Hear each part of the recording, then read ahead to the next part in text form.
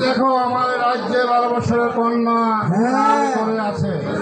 আমাদের তো তাই ব্যবসা, আমাদের বংশধর বদল এগিরা এই ব্যবসা করে থাকে। দাদাও করছে, আমার দাদা আফাজুদ্দিন উনিও এই ব্যবসা করছে।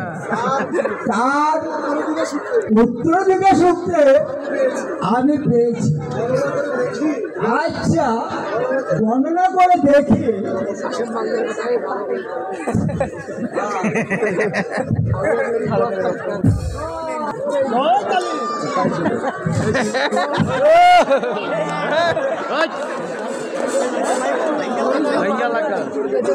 বাবা গোবিন্দ, জয় বাবা লুকমা। নতুন কিনে পেয়েছি সেনাপতির কন্যা 11 বছর 9 মাস, মাত্র 3 দিন। রঘুমুদ্দিন মাতবরের কন্যার বয়স 12 বছর 7 মাস। ওই উত্তরপাড়া কলমুদ্দিন কন্যার বয়স 11 বছর মাত্র 7 দিন।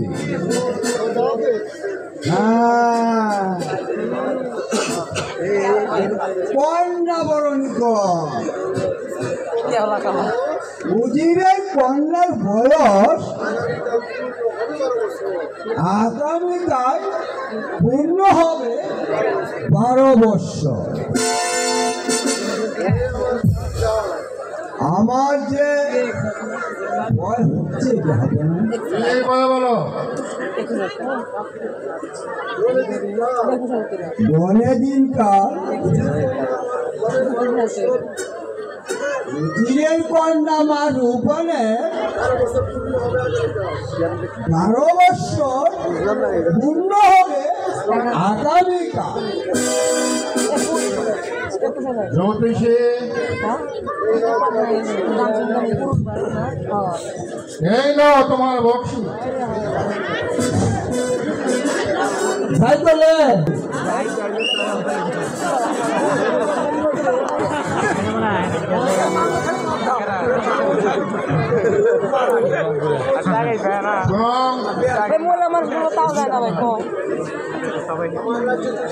আমার রাজ্যে যদি কারো ঘরে 12 বছরের কন্যা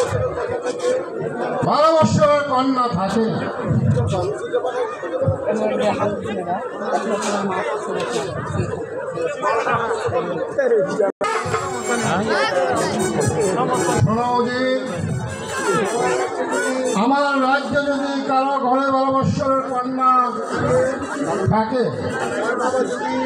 তার বাবা যদি কন্যা দিতে রাজি না হয়, তার কি বিচার হওয়া দরকার?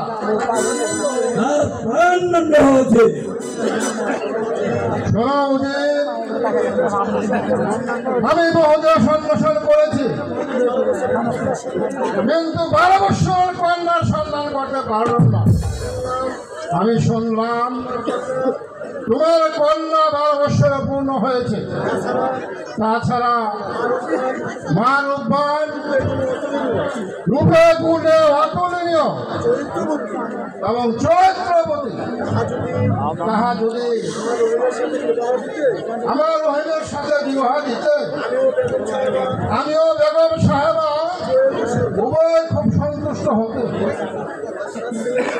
বাদশার ছেলের সাথে আবু জেলের কন্যার বিবাহ কিন্তু আনন্দের কথা, কিন্তু বিবাহ যেটা পুতুল খেলানো হয় খেললো, না হলে বেঁকে ফেললো। যাবো না, আমি পারবো না। ওই 12 দিনের শিশুর সাথে আমার মা রূপবানকে কিছুতেই অর্পণ করতে পারবো না। এই যে অসম্ভব আমার সম্ভব নয় কেননা আমি তো তারই পিতা ভাই উদিত যদি রোহিঙ্গা রোহিণীর সাথে বিবাহ না হয়, রোহিণীকে জীবিত রাখা যাবে না, বরং এই রাজ্যে অমঙ্গল ঘটবে। ওই 12 দিনের ছেলের সাথে আমার মাকে বিবাহ দিতে আমার সম্ভব না। শোনো উদিত,